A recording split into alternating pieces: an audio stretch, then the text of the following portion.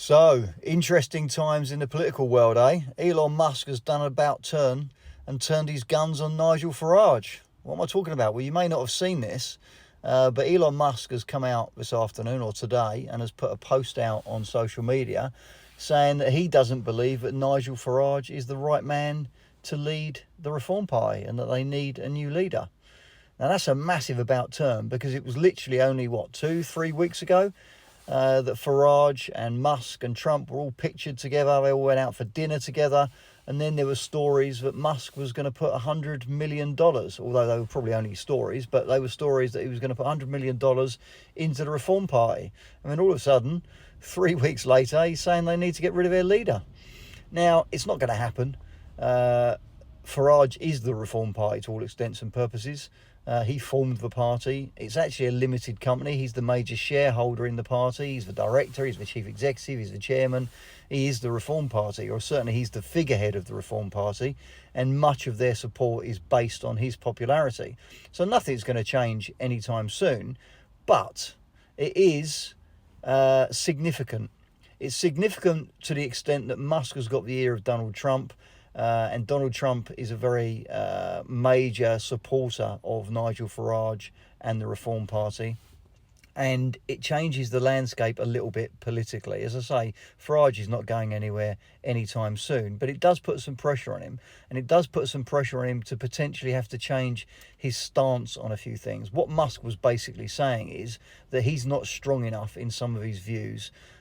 He's not staunch enough in terms of his opposition to certain things that are going on. And it seems to be the whole discussion around the man who cannot be named, who's currently in prison over here, that has sparked this off. Interested to see what's going to happen. You all know my views. I think reform is probably politically the only hope for this country in the next 5 years. And I desperately want them to win the next election. Whether they can or not, or whether they've got the organisational ability to be able to do that, I don't know. So yes, I'm firmly in their camp. However, I do absolutely 100% believe that Rupert Lowe is a far better potential leader of reform, a far more intelligent man, and a far better MP than Nigel Farage is. Farage has done wonderful work over the last 20-25 years.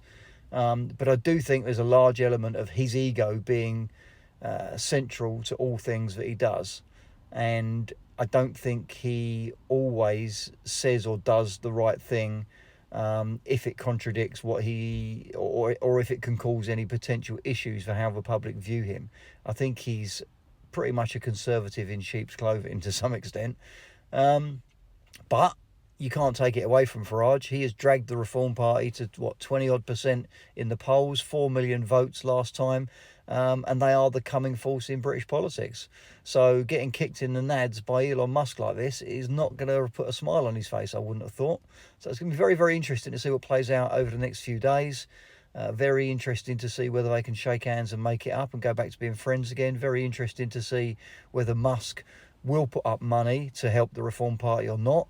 And very interesting just to see what Farage's response to this is going to be, both publicly, what he says in response to the comment that Musk has put out, but also in terms of whether he changes policy at all, whether he and Tice and Zia Youssef, who is the chairman, get their heads together and decide actually maybe there's an element of truth and maybe they can't risk antagonising this man.